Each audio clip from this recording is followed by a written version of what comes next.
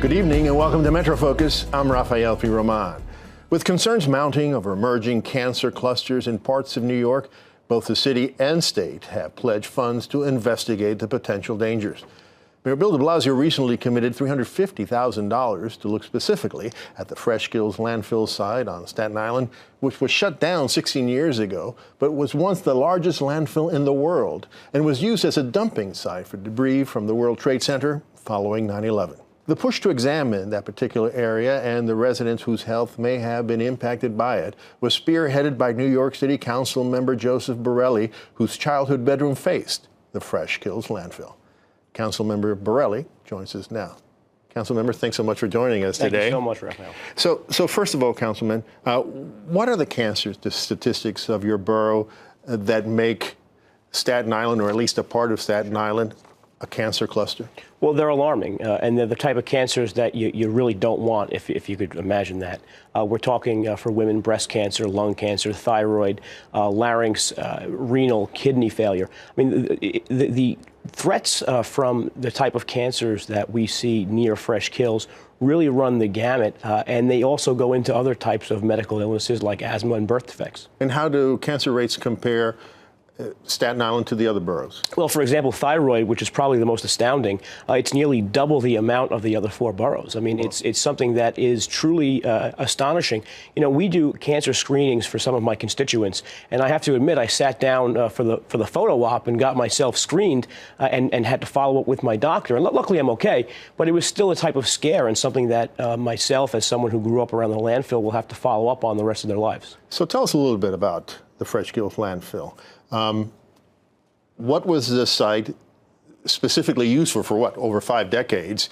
Why was it shut down, and what is it today? Sure. So from 1948 till 2001, the site was the city's primary landfill. And as you mentioned earlier, it was the largest landfill in the world. It was something that was the beautiful view I saw from my bedroom window growing up. And one of the things that most Staten Islanders remember is the awful smell. And when you think back at it and you talk to health experts, you realize that when you smell the dump, you were actually inhaling particulate matter. And that caused a lot of political pressure to close the dump leading up to the 2001 closure. And at the time, there was a study which of course weighed the health impacts of the dump.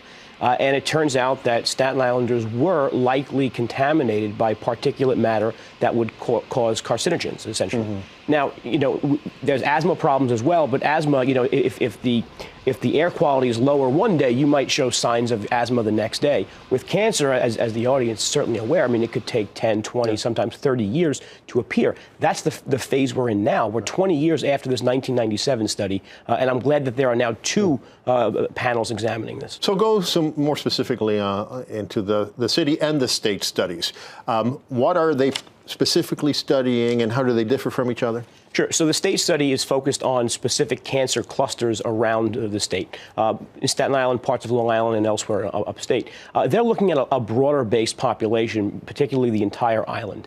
The city's study is more focused on those people who live in about 24 census tracts around Fresh Kills. People like me who were really, I mean, you know, like I said, it was something that I could smell on a weekly basis. When it was hot and the wind was right, you knew you lived next to a landfill. So the city's focus is on that.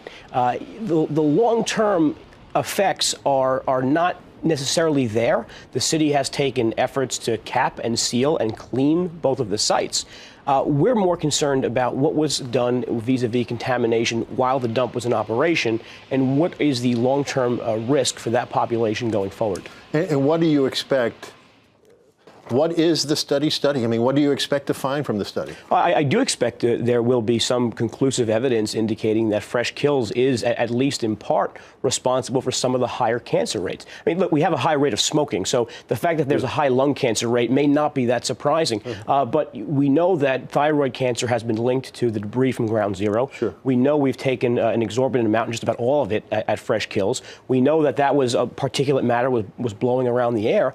So and actually, that was after Fresh Kills was closed down, right? It reopened to take the debris from 9/11, which, as we know, has hurt the health of a lot of the first responders. Of course, you know, Staten Island, we have a lot of first responders, so people are also suffering from thyroid cancer from that. But we've also had sanitation workers and different types of labor workers in the building trades who have also been exposed while they were on Fresh Kills, sifting through the rubble.